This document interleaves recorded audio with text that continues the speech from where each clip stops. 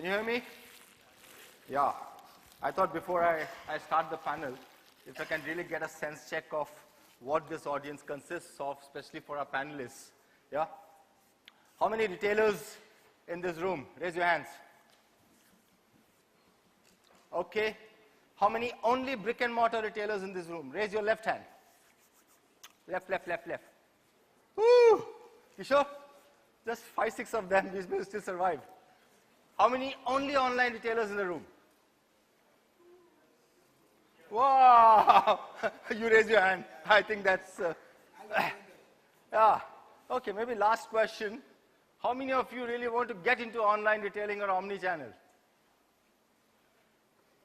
So there is hope for all the technology partners who are around here for us. Yeah? But thank you very much. The idea was to really, instead of going back and retrospecting, I thought if I check in what's happening on the ground, maybe we'll get a good idea of what the audience consists of.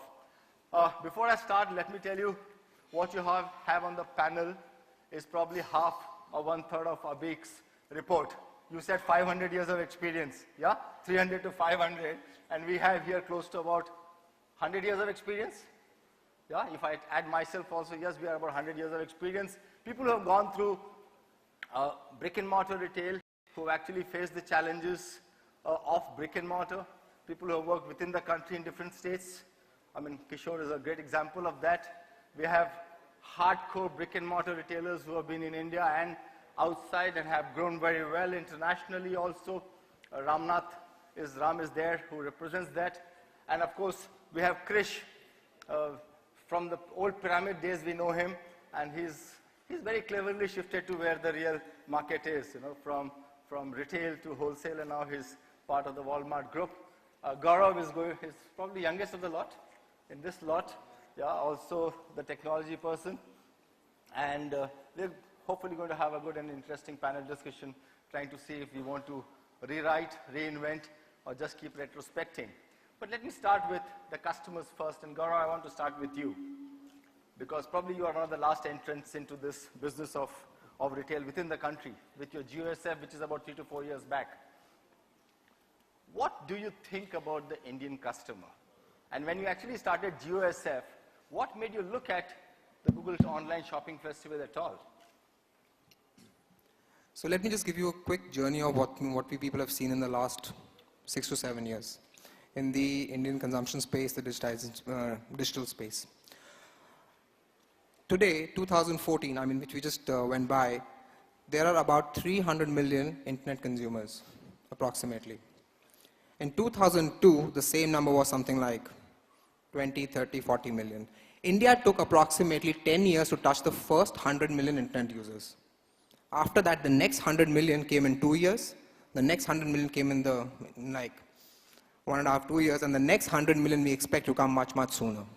So we have seen this rapid growth of digitization in the country, as a result of which we've seen a huge change in which the way people are interacting on digital platforms, on the internet, across various e-commerce websites, so on and so forth. So the whole idea of GOSF came about 3 years back, where we reached out to many retailers to participate in GOSF. We saw huge response from customers coming and shopping online. Year 2, again, we saw a huge change. We actually saw many people interacting with mobile sites rather than interacting on desktop sites. Year 3, which was 2014, which we've just gone by, there has been a tremendous response in terms of people coming and buying things online. They're not only buying clothes, they're not only buying shoes, apparel, so on and so forth. We have actually seen great response of people booking homes online, booking cars online, booking bikes online. So this is a good transformation what we've seen in the last 3 to 4 years of consumers coming online in India and buying things on the web. So Gaurav, that's what the customers are doing. But if you really go deep dive and say, what is the kind of customers? Is this the same customer who has changed so fast in the last 4 years? Absolutely. Or are you seeing a new demographic emerging? Is it only the youngsters, or are people like me and some of us who are grayed and balded, we also shop it? So it's a mix of both, actually, Nagesh, what we see. It's a mix of both. The earlier brigade were people like you and us. Early brigade, when I say early brigade, means maybe like 5, 6 years back. But now we see a complete demographic altogether. It is not only people from metros and mini metros who are coming online and buying things. It's actually people from tier 3, tier 4, tier 5 towns who are coming over on the web and buying things, interacting with the web. So the whole experience is not limited to the top 8, 9, 10 metros. It is actually going deep into the roots of the country. So actually the growth of internet now is not coming in from the top 8 metros. It is coming from the top, metros, also the top 8 metros actually. Kishore, last 15 years of Indian customer, you also have a group which is Future Ideas, and you deep dive into customer, their habits, anthropology, and so many things. How have you seen the last 4, 5 years, or 10 years of customers change? I think human beings, over a period of time, has the same emotions. I think 9 recorded emotions in Indian mythology. So greed, fear, vanity, ego, and altruism is what determines shopping. So that doesn't change in any medium. I think somehow the comparison of retail with online, for me, it's a way of selling product, goods, and services to the customer. Whether you sell in physical space, whether you sell in digital space, is a cost of doing business. But the emotions don't change. I think if you look at online space, it's more greed and fear which is allowing people to, making people shop there, more than any other emotions. What would be the fear which will make people shop? Fear is not going to be available tomorrow, so they create that fear for 2 Wow. hours, flash sales. Yeah. So I mean, is online almost a threatening attitude? They're telling guys, you better buy today, otherwise tomorrow there's a gun on your head. I think online is like socialism. You give money in the hands of the people to shop. Yeah, which is actually you said it in one way, but somebody else told me the other way. I said, what is online? He said, it is the benevolent Americans helping the needy Indians. Yeah? Because most of the peer funds are actually putting money into funds who are actually putting money into online here. But that's just by the side.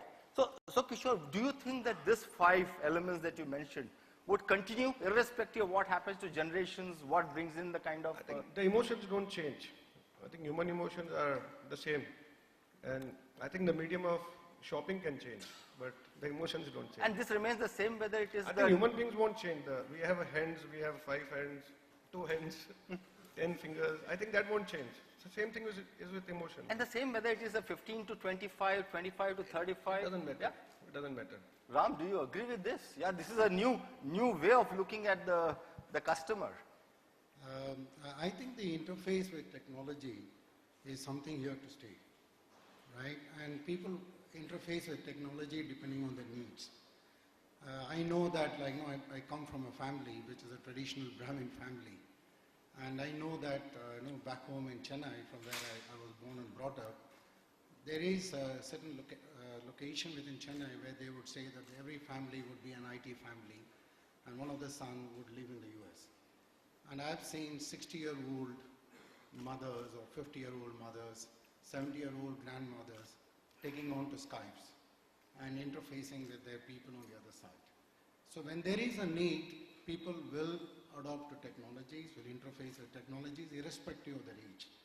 I mean, that's what I've learned in my life, and I know I can speak many stories like this, where people who have never, cannot be imagined at their age to be on the Facebook, have started posting on the Facebook, sharing, social information, great events with their friends, and interfacing on the Facebook.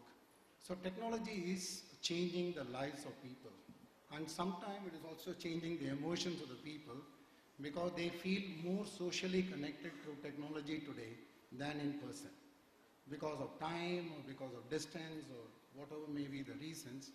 And it is setting in a big way that today, if you're not technologically connected, you seem to have lost out in the society. But this phenomenon you see both in India and also in the other regions where you operate?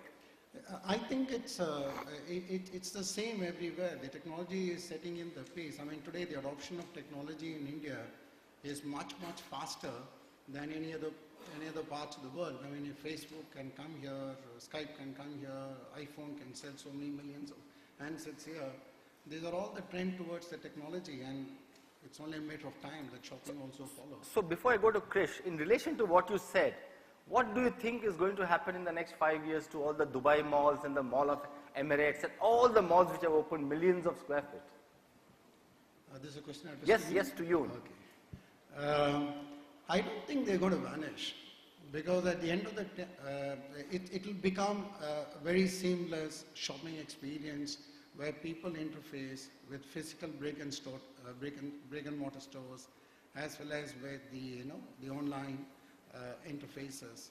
Because I think today the people need a place to go out and socially engage themselves, and which becomes sometimes these shopping malls. You go for entertainment, you go for your food outings, or you go out to eat, and also you go out and shop in these places. But at the same time, there is a lot of interface on the brands and interface on the products, and even sometimes shopping which can take place outside of this physical brick and mortar stores. And you go there possibly to collect your products, or you go there to sometimes to change your products, sometimes to see what you could not see on the internet, because you want to see the product much better than what you could see on the online.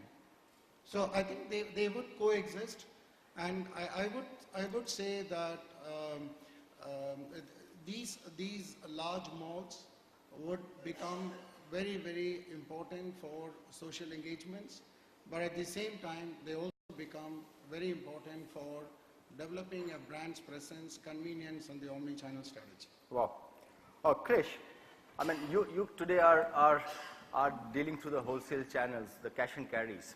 And through the process, you're also seeing the small mom and pop stores whom you're serving. And these are the people who are almost part of the society all across. Do you see this kind of a technological changes also bringing the change in the way the small kiranas or the small retailers are behaving? And do you also see some changes in the consumer there? I'm more interested in this first part to understand that is the consumer changing because the technology has come in, or is the consumer adopting because he has no other option to do it? And will all this coexist, or is there a possibility that only brick and mortar retailer can survive?